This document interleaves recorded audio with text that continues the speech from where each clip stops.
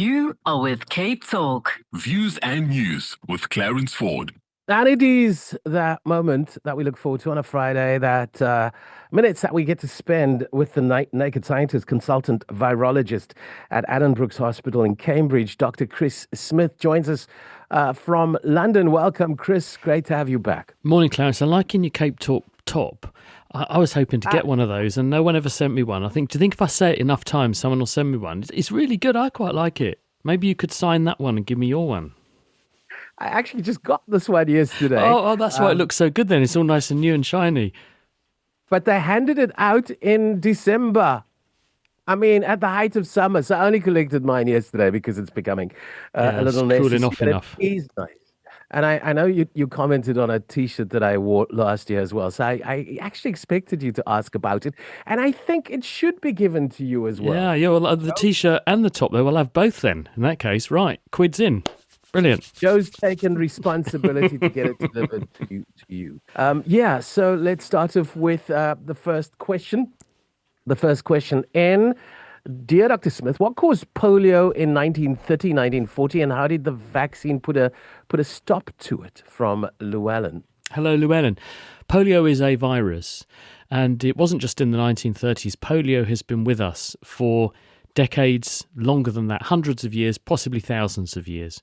It's a tiny virus in the family of viruses called enteroviruses. So the clue's in the name. It spreads through the gastrointestinal tract. So it infects us usually in water from the environment or from another person in droplets, goes into the nose and throat, down into your gut, and gains access to the bloodstream by infecting cells in your gut called Peyer's patches. And in the vast majority of people, it's trivial. They just get a cold. They have maybe feel a bit feverish, few aches and pains, and might be a bit off colour for a few days, and then they're fine. But in a tiny minority of people, like half of 1% of people, it does something much more dramatic, which is the virus mobilises around the bloodstream, gets into the central nervous system, which is the brain and spinal cord, and in the spinal cord it attacks motor nerves. Those are the nerves that run from the spinal cord to your muscles and help you to move. And when it attacks those nerve cells, they are destroyed, and the supply from those nerve cells to the muscles is lost, causing a state of paralysis. And if this involves the respiratory system, which it frequently did, it causes respiratory compromise, and people can't breathe, and they asphyxiate. And this is why we ended up with those enormous iron lung devices, where people were put inside them and external pressure was applied to help the person's weakened respiratory muscles to make them breathe. And some people even ended up living in those iron lungs for their entire life. One of the most famous celebrated cases was a gentleman who actually had otherwise a very successful career as a lawyer, but had caught polio as a young man and ended up in an iron lung for his entire life and died just recently. The vaccine changed all that. One of the most important developments in history. And initially it was a live vaccine. We now use killed vaccines to stop polio in many countries. But these vaccines have been the Salk and Sabin vaccine has been incredibly effective. And they've brought down the numbers of cases of paralytic polio from what would have been measured in the millions of cases, with thousands of people disabled every year, down to single numbers of people with polio in just two places in the world now. Pakistan and Afghanistan still have cases, but we are on the cusp of eradicating polio from the entire world. There are 3 forms of poliovirus, P1, P2, P3.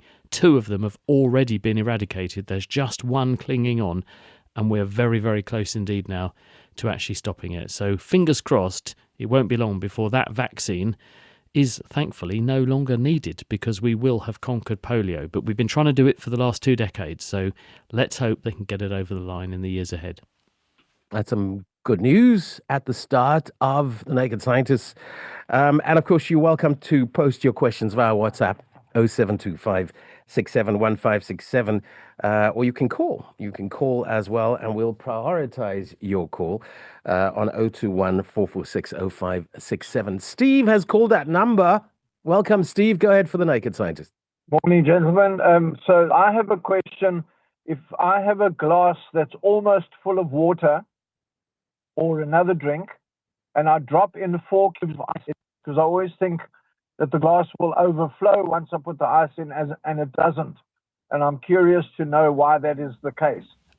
Hi, Steve. The reason is that the glass has got water in it and ice is made of water. The water will be displaced by the ice, equivalent to the mass of the ice, which is the same as the mass of the water. So what this means is the amount of water in mass and volume terms that the ice is going to push out of the way is going to be the same as when the ice melts, because they're the same thing, water and ice. And so if you put ice in to the point where the water level does not overflow the glass, because the ice is pushing out of the way water equivalent to its own mass, and its mass is going to be 1 gram per centimetre cubed, once the ice melts, it will just turn into water that takes up that space, equivalent to that mass, and so therefore the glass will not overflow. A question from Randall. If the appendix is an organ that doesn't have a function, why hasn't evolution phased it out entirely? Well, we do believe it does have a function, but it's possibly that in the modern era we make less use of it than we historically may have done. In some animals, the appendix is incredibly useful, and those animals like ruminants have a big, very, very big appendix, and they use theirs possibly as a bacterial incubator. And the idea is that you basically have an area in your gut where you nurture the right sorts of microbes to help you with digestion. If anything goes wrong with your gut, you have an infection, bout of diarrhea, whatever, you can recolonize and repopulate and rebalance your microbiome from the bugs that live in your appendix. So it's likely that ours serves a sort of similar role. When people have examined the appendix, it's also got lots of lymphoid tissue, in other words, immune cells in there, and it may therefore have a really important role to play in educating the immune system about who is a friend and who is a foe, microbiologically speaking. So perhaps it's educating our immune system about the benefits of our microbiome and who our friends are. So it therefore is not totally without function, but as with other bits of the body, we can remove it and remain healthy, or in some cases we're healthier without it if it's already diseased or it's going to place you at risk of another disease. So in the modern era we can manage without it, but historically and in some animals it does serve a very important purpose, which is probably why we've got it. A question for the naked scientist. What is the cause of burning mouth syndrome and the treatment thereof? Thank you, Sharon Oranyazicht. I don't know what burning mouth syndrome is. Maybe someone could enlighten me. I've not heard of something specifically called that. So if you could send me a bit more information or a reference, please, I'll certainly take a look. It may be it's just something I'm familiar with, but I'm not familiar with that particular name. Okay. Then we have this one in from Hein.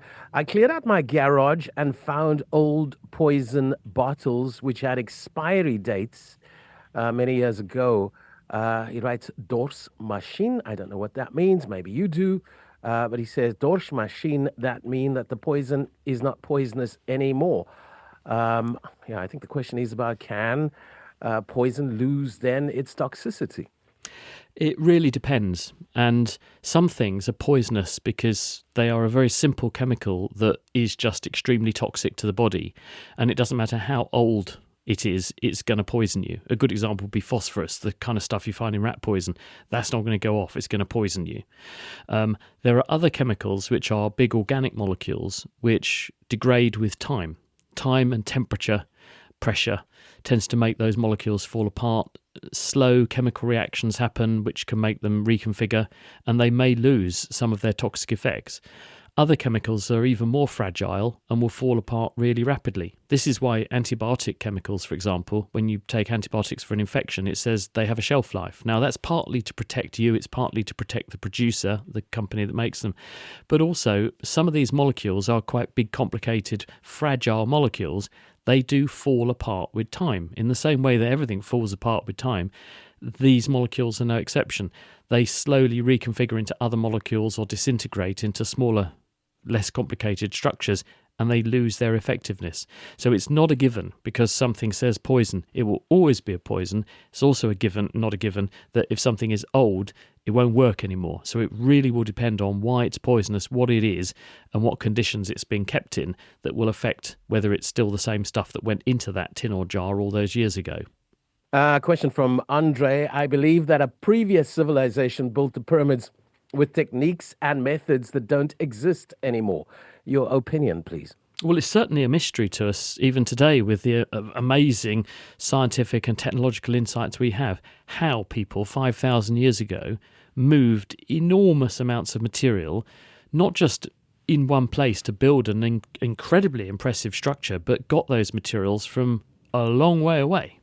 These were really determined people who took a very long view and worked over an incredibly long period of time to do what they did. And no, we don't exactly know how they did what they did, although there are various ways that people have simulated, they've recapitulated, they've modelled how it might have been done. What they did have was determination and enormous numbers of people, and they looked after their people very, very well. They had a whole industry set up around keeping those artisans, craftsmen in their employment and in good condition and well supplied, well stocked and well fed, so they could actually do that work. And they did something amazing, didn't they, which has really stood the test of time. But do we understand exactly how they did it? We don't, because they didn't leave an instruction manual saying this is how you do this, this and this. They did leave some clues and insights in some of the writings, but there is not a how-to guide like the workshop manual you can get for your car these days, unfortunately. But that's part of the fun of archaeology. We slowly find examples and work out from what we do have surviving how someone would have done that all those years ago, but it's still an extraordinary feat of human endeavour. It is 9:47. We're interacting with the Naked Scientist, Dr. Chris Smith. The question reads, one can treat hypertension, but what can be done, or what can one do about hypotension?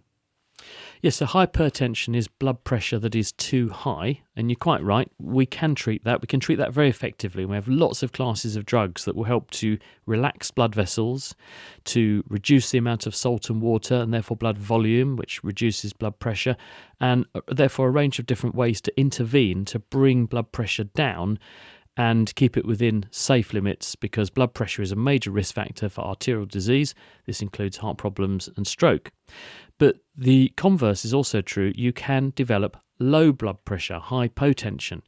And paradoxically, this tends to become more common as we get older alongside hypertension. So people end up with a high blood pressure, but then they're also at risk of having bouts of low blood pressure. And one of the classic examples of that is what we call postural hypotension. And this is because as we get older, our blood vessels become a bit stiffer, less responsive, less reactive, less compliant. So as a result, when the heart beats, the blood pressure can be very high. But when you stand up out of a chair, for example, your normal compensatory mechanisms, which would be to constrict your veins a bit, reduce your blood flow to certain parts of your body, and increase your heart rate a bit to compensate, to keep blood flowing to your brain. This is compromised, and as a result of that, people can have a dip in their blood pressure transiently, and that means a dip in cerebral perfusion, and you can feel woozy, and this can make people fall over, and then they break something. Really, it's very difficult to compensate for this, and it's a major challenge. We want to treat high blood pressure because that's a major disease risk factor, but if we over-treat high blood pressure, we increase the risk of a person developing even worse manifestations of hypotension, low blood pressure. So really what we try to do is, with older people who are at risk of this, warn them that the reason that when they stand up they can feel giddy and might fall over and might break something is because they are suffering from hypotension, postural hypotension, and give people simple steps to take to help them to minimise the likelihood of them actually having an accident in that way. Stand up slowly, hold on to the arms of the chair, push yourself up to a standing position in a series of smaller steps or stages rather than leap out of the chair and see your blood pressure go into your boots. Make sure you're well hydrated on a hot day so you're not volume depleted, and don't take too many high blood pressure tablets all at once. Make sure you get the dosing and staged out the way your doctor prescribes. Don't miss a dose here, take a few extra later, which some people do, believe it or not, and that also can cause problems for blood pressure control. So then that's really all we can say about too low a blood pressure. And then a question in from Randall. The human brain uses about 20% of the body's energy. It sounds disproportionate. Does a person like Donald Trump also burn so much energy? He's right.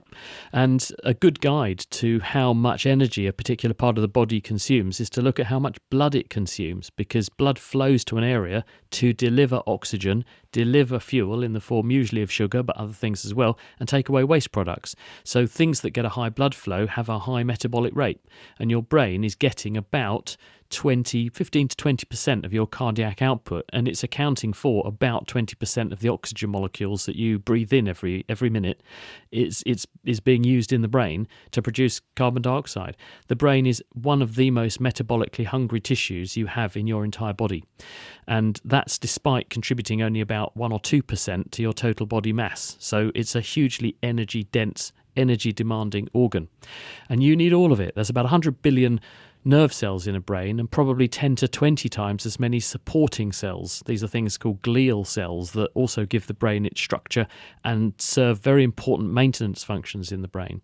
And the brain of most of us is about the same size, it's about the same volume and mass, it's about 1200 to 1300 cubic centimetres, so verging on 1.5 litres in the average person, with about the number of brain cells. You need all of them. They're all active all the time, despite the myth that you only use 10% of your brain any time. That's totally wrong. You need all your brain, and therefore everyone's brain is burning off an enormous amount of energy. And the wattage of a human, it's about 2 watts per kilogram for a person. So an average, say you weigh 50 kilos, your wattage is about 100 watts. So your brain is about 20% of that, about 20 watts. So a person, when you're staring at a person, they're like a 20-watt light bulb on their head.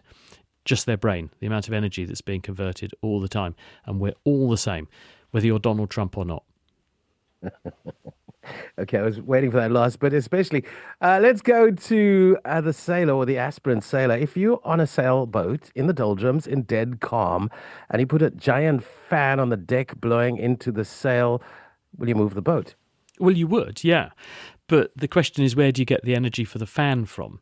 Now, if that was a solar-powered fan, so it was nice and sunny, you've got a big array of solar panels, and you're converting the sun's energy into electrical energy in your solar panels, and that's running your fan. Your fan is giving kinetic energy to the air. The air is then hitting the sail. The sail is deflecting the air and getting a push to move the boat along. Yes, your boat will go along, but think of all the losses. The solar panels are only about 30% efficient. The electric motor, which is going to power the fan, is going to have losses. That's maybe 70, 80% efficient if it's a rubbishy one. And then you're going to have inefficiencies in the sail system.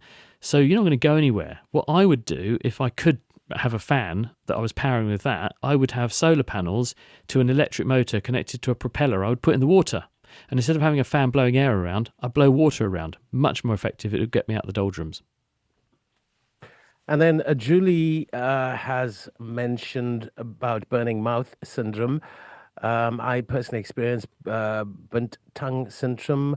Burning mouth syndrome, BMS, is a chronic, often severe burning sensation on the tongue, lips, or roof of the mouth with no visible dental or medical cause, often called glossidynia. Does that maybe ring a bell? Well, the dynia bit is pain, and glosso is the tongue bit. It sounds like a neuropathic pain state, but I'm going to have a look into this before I just come out with what I think might be the case. I've not read about this for a really long time, but it sounds like a neuropathic pain state. And in a neuropathic pain, neuro nerves, pathic, there's a problem, there's a disease process. In a neuropathic pain, you have the experience or sensation of pain in the absence of any obvious tissue damage. And so, in other words, the nerves that would normally say, there's damage going on, this hurts, they're spontaneously active and sending signals into the nervous system saying there's tissue injury here when there isn't any. And so you experience all of the discomfort as though something horrible was happening when it isn't. And this doesn't just affect the face. You can get these kind of neuropathic pain states in other parts of the body as well, hands, feet, range of different places. But I'll come back with something specific on glossidynia next time.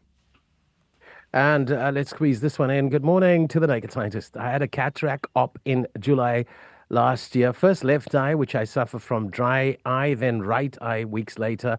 I'm still using eye drops and Artelac gel. It helps, but still gets sore and feels like sand in my eye. It affects my balance, etc. I was at the optician last week and he said nothing wrong except my eye is very dry. Will it ever get better? I'm 84 years old. Thanks, Patrick in Plumstead. Hello, Patrick in Plumstead. Dry eye is very, very common. In fact, I get a bit of dry eye syndrome.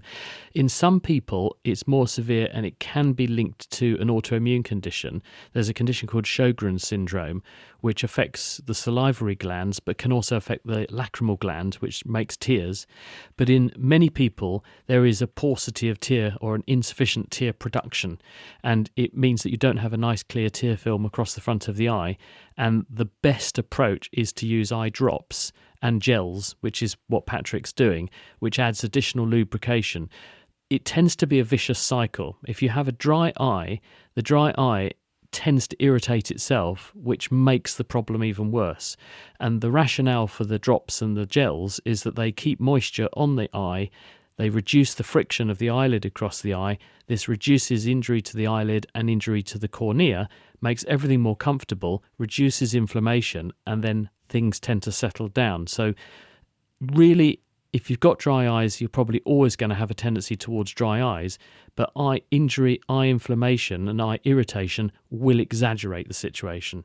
And so trying to get the eye as comfortable as possible with those treatments, which are absolutely the right ones, is the mainstay in the first instance, and it's only if it becomes more severe, more problematic, or there are onward secondary consequences, which an ophthalmologist will see you and can spot those.